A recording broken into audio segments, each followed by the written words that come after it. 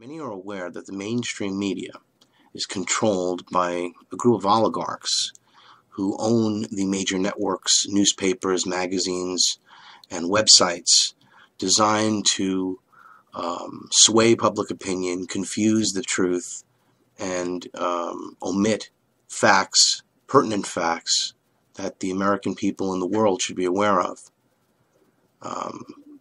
It becomes even more apparent when you do any type of research which utilizes mainstream media, such as the History Channel or American Experience and these other documentary type shows. There's one particular thing I want to bring to everyone's attention.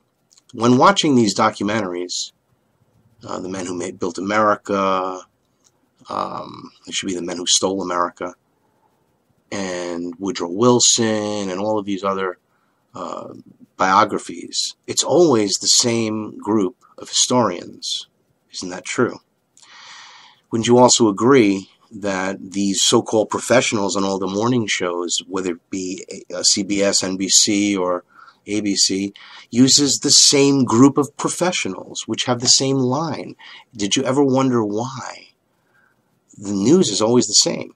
Sure, you have the right side and the left side to keep us all confused and bickering and angry with one another. But somewhere in the middle is the truth. The truth is the oligarchs are doing their very, very best to keep secret the truth about their intentions, their long-term planning for a new world order. Here are some examples. The monopolies, the trust became a target of Democrats. Quote-unquote historian H.W. Brands has been in just about every one of these recent propaganda pieces about for example, the men who stole America, called The Men Who Built America, and many others. And they put their opinions out there. They're supposed to be looked at as being sophisticated people, but they're always the same people, and nobody with any type of an alternative viewpoint is ever permitted. This is William Jennings Bryan at a recent Democrat rally. He's a prohibitionist and a devout Presbyterian. According to him, Darwin's theory of evolution is a pack of lies. He's an enemy of the gold standard and an enemy of big business. It is certain that he will win the Democratic nomination.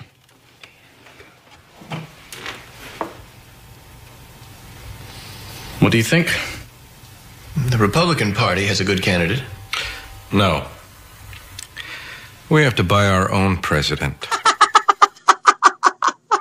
They take advantage of the strengths. When you have, what relatively speaking is an unlimited amount of money, you can pay people to do almost anything for you.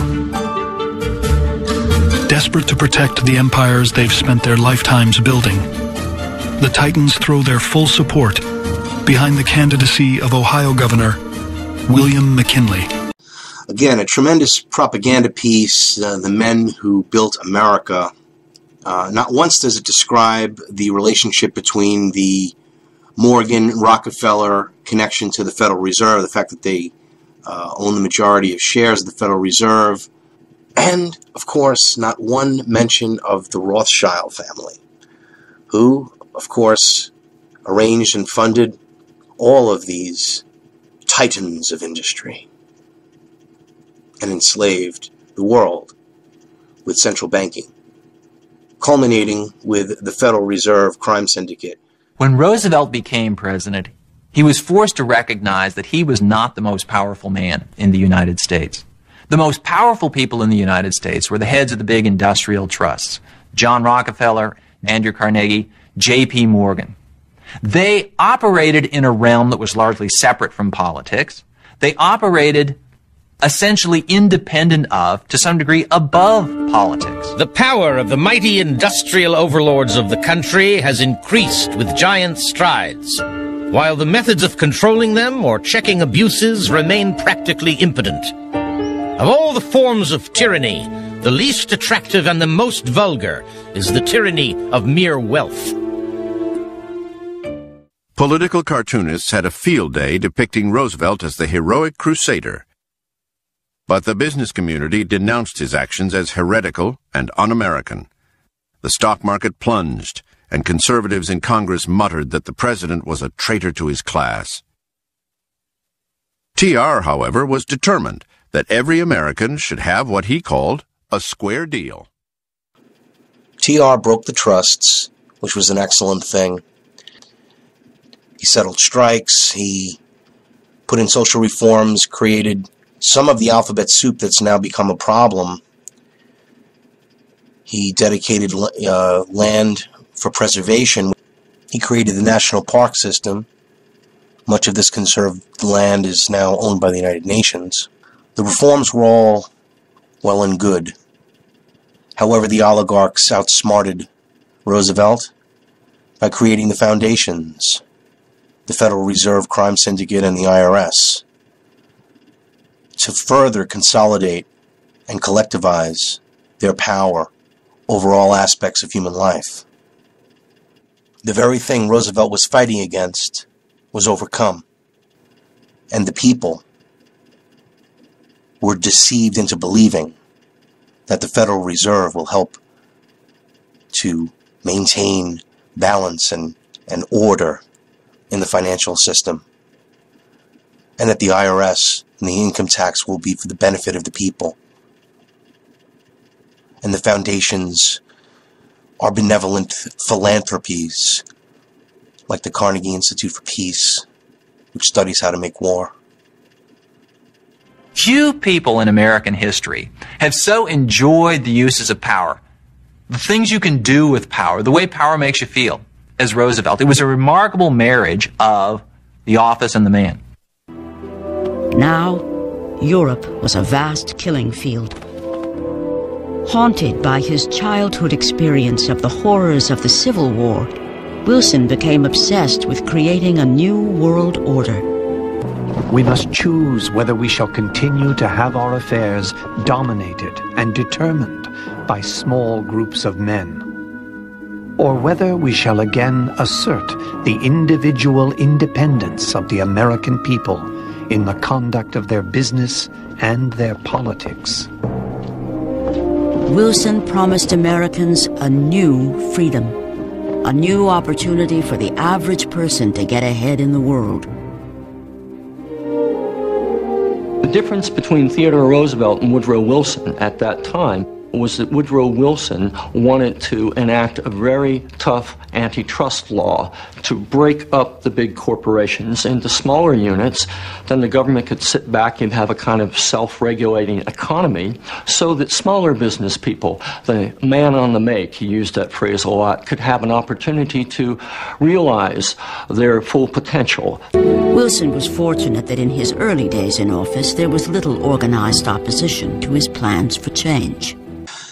Again, just like Obama, with all these new regulations and the food czar and the Monsanto ruling the food supply and getting in bed with our government and all these things, this is where they started with Wilson. And these progressive ideas and ideologies were co-opted and taken over by the foundations and the lies of this antitrust. And it's awesome because he's like this breaking, like Wilson did all this great stuff, breaking, helping with antitrust laws and child labor. But the truth is that it was done in a Hegelian way, since all of the top families, the Rothschilds, the Rockefellers, and their ilk, created these foundations which protect them from this criminal income tax. There's just so much truth that has been suppressed. And that's what you get here, Truth Talk News. But this is unbelievable truth. And it's just so covered up. It is so painted over by documentaries and information. But the truth is out there, ladies and gentlemen, and it will come out. In a rapid-fire series of bills, he was able to toughen antitrust laws, win new protections for labor unions, create the Federal Reserve System to make loans more easily available to average Americans, and give government the resources it needed to rein in big business by creating the first lasting income tax. I mean, isn't it true that the income tax was supposed to be a temporary tax? Like when they have levy taxes temporarily, and the withholding tax was a temporary tax to raise money for the war effort, to raise money for the Depression. Isn't that true? The first 2 years of Wilson's first term are one of the most remarkable moments in modern American politics. There's more reform agenda accomplished in that brief moment than in virtually any other 2-year period in the 20th century. He lays down the rhetorical markers about how the state must step forward to insulate citizens against the volatilities of the free market. And this has defined the character of American politics ever since. Okay, this is propaganda, and it's not even true. What it has done is enslaved us. Wilson is terrible. Wilson was a terrible president. In retrospect, you know, the way they use these Hegelian efforts. Oh, let's help the poor. Let's give a standard work day of 8 hours. Let's do all these other agendas. Well, wouldn't you agree that if all these things were working and worked out well, that things would be different? But of course, they're not different. Interestingly enough, when you gauge the growing and ever-growing gap between the rich and the poor, it's undisputable. Before 1913, there were many poor. There was a wide gap. But that gap has gotten even wider. All of the things that were put in place, the income tax, the Federal Reserve, crime syndicates, entire operation has weakened the American people, has weakened our country by having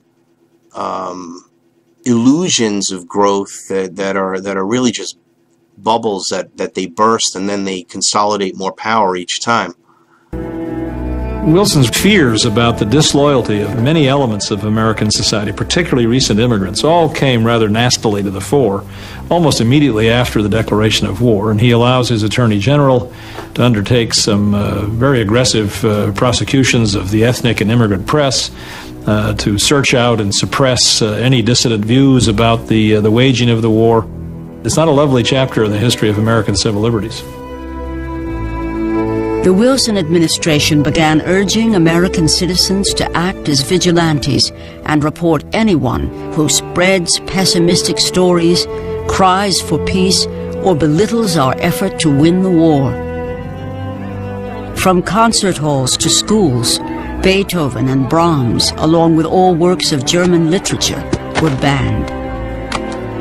In Chicago, school children were enlisted to publicize the decree. Every nation in every region now has a decision to make. Either you are with us or you are with the terrorists, the terrorists, the terrorists.